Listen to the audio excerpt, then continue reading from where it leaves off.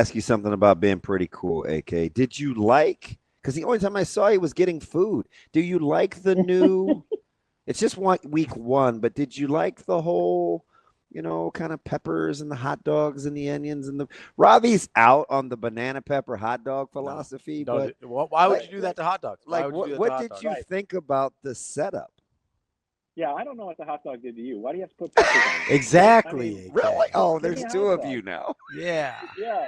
Hot I dogs are don't. I plenty mean, good on their own. We don't need to start doing weird if stuff. if if you want to throw sauerkraut on the side, I mean, maybe, but no, I'm not doing that. Just give me a hot dog. It's fine. I actually was fine with it. Hot dogs and hamburgers, I'm pretty easy to please, and the price is right. So I enjoyed the new spread up there. My beef was, and here we go. Here comes whiny press guy. There's no post-game pizza, but whatever. What they say. They make the most improvements between week 1 and week 2. Oh, So shoot. maybe it shows up in week 2. Who knows? All right. Yeah, because you plan accordingly. If you had your druthers, AK, it's an 11 o'clock kick. What would you like on the old menu? Are you guessing breakfast pizza? Are we going to do the Oh yeah. scramble? Like, what do you think? Give me some breakfast pizza. Well, What if they well, this do is like actually burritos?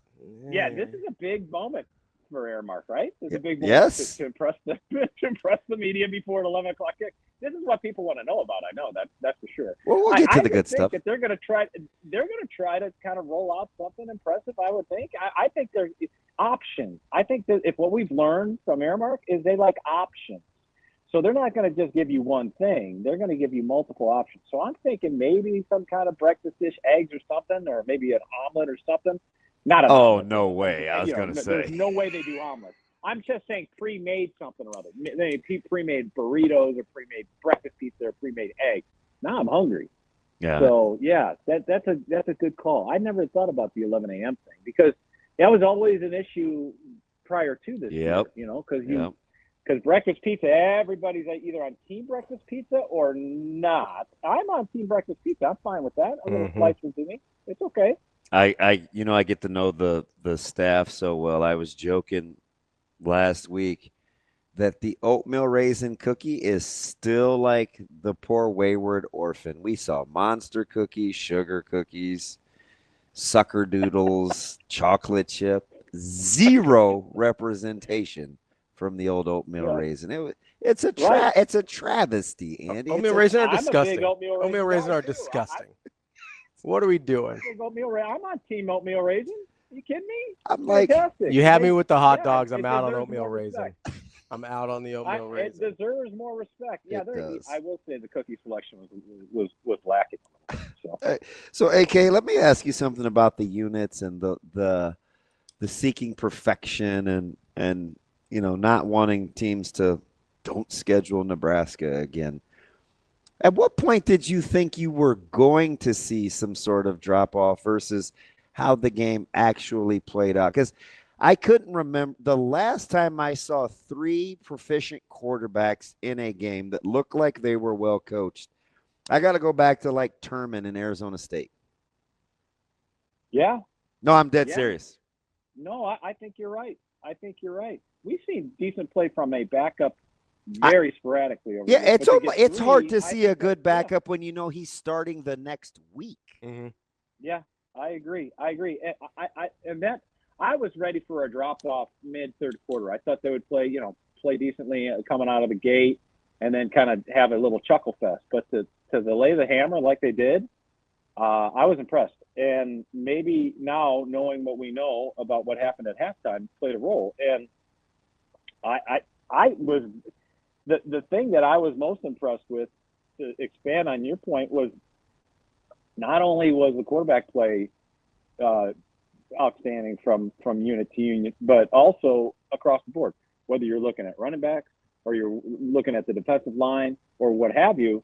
There wasn't much of a drop off, if much at all, going into that second unit. In fact, and you can make the claim that obviously the situation presented itself more to pin your earbacks and go rush the passer, but they generated some decent rush with those guys. And sometimes that it gets really sloppy when you bring in those second and third team units. And I didn't see that at all. And that was what I was most impressed with. And and I think this is, this week we're looking at the same situation, right? So the challenge is to have Nebraska take this game seriously and do what they're supposed to do and, put up a 50 burger on these guys. So I think that's the challenge for the coaching staff and the players themselves. You add on top of everything, it's the second home game, not the home opener, and it's an 11 a.m. start with most likely a sleepier crowd than you had last Saturday. Well, isn't it kegs and eggs? Like, that was the mantra. We got a blood moon coming. I mean, come on, man. Like, are you not feeling this, AK? I'll tell you, it was funny when Sean asked him a question about the 11 a.m. kick, and Coach Rule cut him off. It was just like, and they started giving the pep talk to the fans. Like, I know our fans are coming out early. They're going to get their game faces on, and blah, blah, blah, blah. I was. If it ain't a recruiting question, Coach Rule, he ain't trying to hear from old gas can. We're hitting fast forward on that bad boy. He was all over it he was all in on revving up the fans, which I thought, I was like, okay, I just am. What if they respond though? Have you what if it is lit at 11 a.m.? Like, that would be pretty impressive. Here's the wild card about being able to drink in the stadium. Mimosas? No, here's what I'm saying. Does Neutral make a? They don't make a mimosa. That's a great idea. No, a great idea. no. Give me a little canned mimosa. That'd be incredible. Yeah. A little canned peach Bellini. I'm all in. So Wow. I feel like he's done this before. Here's I'm a brunch drinker. Here's the major difference is you don't have to get up at 8 a.m. and get drunk at 8 a.m. You can get up and get drunk at the stadium. Although drink responsibly, folks. But Sponsored by the NDOT. That's a different thing. They're walking to the stadium. That's a totally different deal. I'm talking about the people from campus.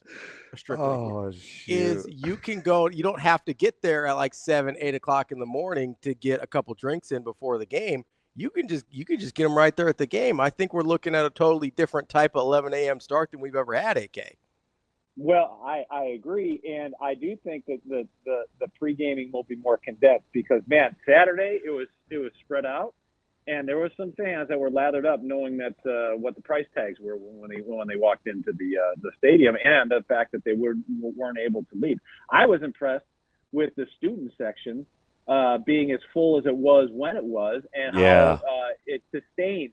It really did. So they got to get a memo, man. How is it that well coordinated? Like, what am I missing not being on campus anymore? Like, does Coach Rule send a memo like, hey, we got some big time guys coming. I'm going to need you guys in early. And they're like, oh, okay, cool. No problem, Coach.